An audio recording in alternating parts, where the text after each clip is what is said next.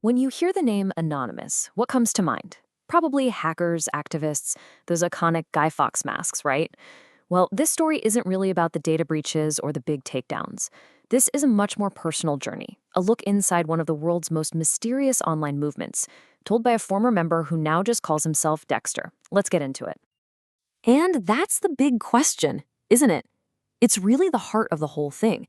We all see the symbol, we hear the name, but who are the actual people dedicating their time, their energy, their lives to this cause? So for this explainer, we're going to shift the focus from the faceless organization to a person, to understand the very human story hiding behind the mask. And that quote, that's from Dexter himself. I think this one sentence just perfectly frames his entire experience.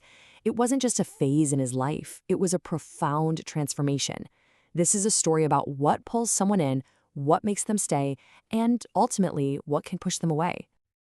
All right, section 1, behind the mask. Now, to really get why someone like Dexter would be drawn to a movement like Anonymous, we first have to understand the world that shaped him, long before he ever touched a keyboard for the cause. His journey didn't start online. It started on the streets.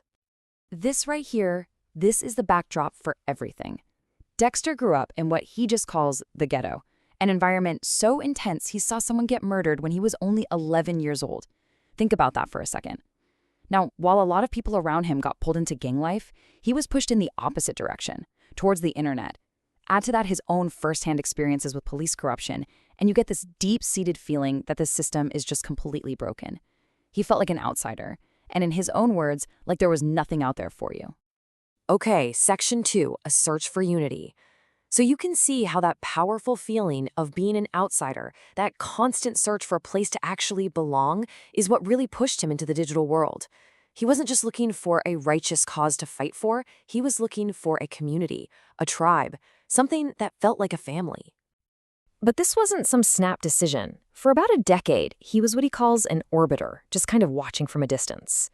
But in early 2020, he finally jumped in with both feet, joining an old security crew and becoming a really active member. And his rise was fast. A public shout-out from a veteran member known as Commander X suddenly put his crew on the map. Then, after the death of George Floyd, their focus shifted. They took on a more humanitarian role, helping protesters on the ground. Dexter was all in. But right when he was at the peak of his involvement, he gets this warning from that same veteran, Commander X. He was told the collective was changing, that this new generation, a lot of them coming over from platforms like TikTok, they just weren't listening. Now, Dexter kind of brushed it off at the time, but looking back, wow, that was a massive red flag. Section 3, cracks in the collective. And this is where that warning starts to become very, very real.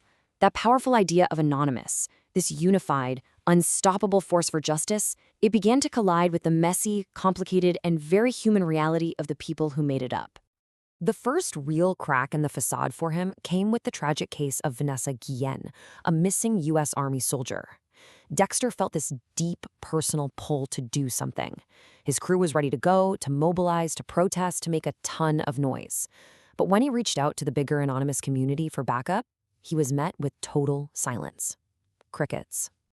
So you've got this huge gap opening up, right? Between the ideal he signed up for, collective action, unity, family, and the reality he was facing, which was just inaction and what he called petty infighting. The whole mission of seeking justice was getting drowned out by ego and people just chasing clout. It felt like this new wave of members cared more about the status than the actual cause. So you might be asking, with all these red flags popping up, why did he stick around? Well, because for Dexter, this was never just about hacking or activism. He was still driven by that deep, personal need he'd had since he was a kid. He was looking for a family, for that sense of belonging he felt he'd never had. And he just wasn't ready to give up on that dream yet. Next up, Section 4, the breaking point. That search for family, for this unbreakable bond of unity, it was about to come to a screeching halt. And what happened next wasn't just another disappointment. It was the moment that would completely shatter his faith in the entire movement. The final straw? It all came down to a friend's family. They were being targeted by this absolutely vicious online harassment campaign. It was a clear-cut case where Dexter felt the collective had a moral duty to step in and fight back. This was it. This was the test to prove what Anonymous really stood for. So he and his crew, they planned everything down to the last detail. It was going to be a massive, around-the-clock operation, and it needed total unity from everyone to work. They put out the final call to action, trying to rally the troops for one big push. And the response they got? Absolute silence. Nothing. Some people even blew it off, saying it wasn't worth their time. And that was it. That was the moment of disillusionment. In his own words, the illusion that he had this massive force at his back was completely shattered in an instant. The community he had poured so much of himself into, the family he had been searching for his whole life, it just wasn't there when it really, truly mattered. And he wasn't the only one who felt completely betrayed. His entire crew was just furious. They all realized at the same time that the collective they believed in, the one they fought for, was already gone. So that very same night, they made a decision together. They all formally walked away from the anonymous banner. They were done. For good. All right, Section 5, Life After Anonymous. So what happens when you take off the mask for the last time? What do? For Dexter, this wasn't an ending. It was actually the beginning of figuring out who he was without the movement that had defined him for so long. He didn't just wallow in bitterness. No way. He took all that anger and disappointment and turned it into fuel. He changed his online handle, connected with other disillusioned members, and started to build something new. He basically realized he couldn't rely on a faceless group for his sense of purpose anymore. He had to build his own foundation and hold the most important person accountable, himself. And I love how he sums it all up now looking back. It's such a fascinating take. He uses this incredible analogy, describing Anonymous not as a group, but as a system protocol.